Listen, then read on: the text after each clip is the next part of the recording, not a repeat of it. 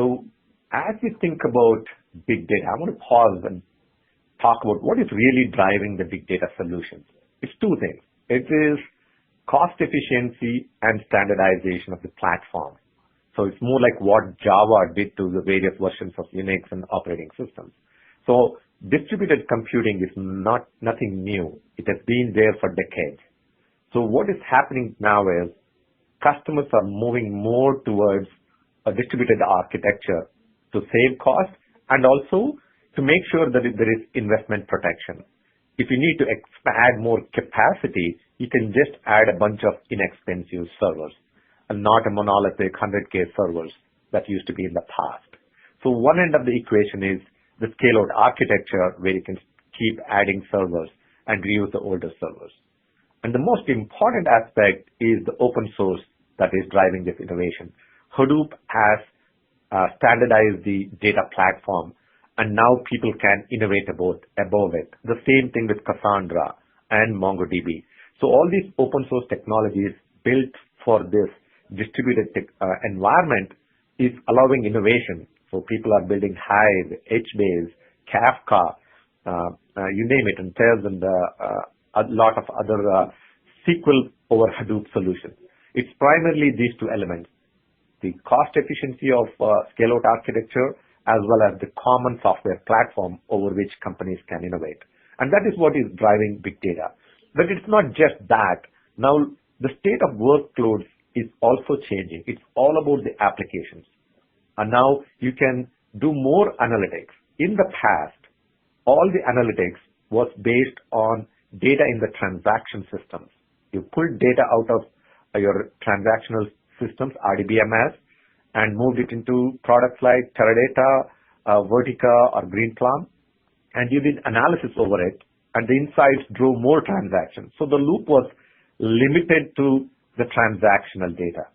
Now, with the adoption of web technologies and now the mobile, you have more insight. So, and also, with e-commerce, for example, when you have a purchasing activity, you take about 8 to 9 products or more in your shopping cart. At the end, you just buy 3 of them. And those are the 3 that hit the transaction. The rest is stored in web logs. So to analyze this massive amount of web logs, it would be expensive to do it in Teradata or any of the other technologies. So you needed a more inexpensive solution. So you're combining those weblog analysis with the transactional system and figuring out what customers are buying, what are they not buying. So that's one example of how big data is coming into picture here, along with transactional data. So that is enabling companies to get better insights to drive more transactions. It is not just about the weblogs. There are lots of data coming around within the company as well as outside of the company. And there are workloads purely on this data that is outside the company, identifying various personas for your product. You've seen a lot of marketing automation software that is coming out. So a lot of these analysis of massive amounts of data can be done in more efficiently using big data technologies. So the earlier slide about scale-out architecture and cheaper software makes it more economical and viable to build these applications. Now, as you look into this massive amounts of big data and the amount of open source that is coming, we are seeing a lot of challenges in managing. I've been in this big data space for quite a few years now. If I were to summarize the big data management pain points, the first one is all about the expertise. There are so many solutions, and you keep seeing more big data software open source coming up. So the lack of subject matter experts, as well as the growing complexity of open source technology, with so many vendors, solutions coming into the picture, is one of the biggest challenges. So it's not going to be just Hadoop. Many times the workflow requires Hadoop, and you move data into a product like Couchbase or other Memcache solutions for quicker access. And at times you do the ETL in Hadoop and then move it into a data warehouse. So it's a multi-vendor environment.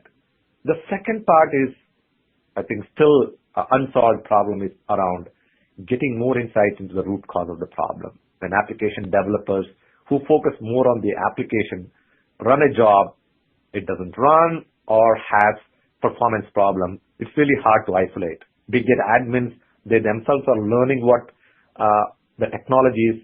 They cannot provide the right log files or eliminate system problems on the application problem. So root cause analysis is another activity that is cropping up in all our customer engagement.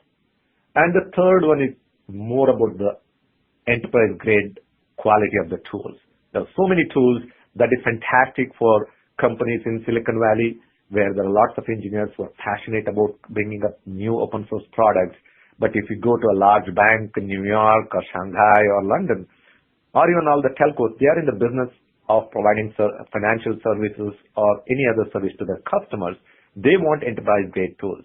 Now, it's really a challenge to patch all of these things together, the open source technologies. So customers are looking for more enterprise grade management software.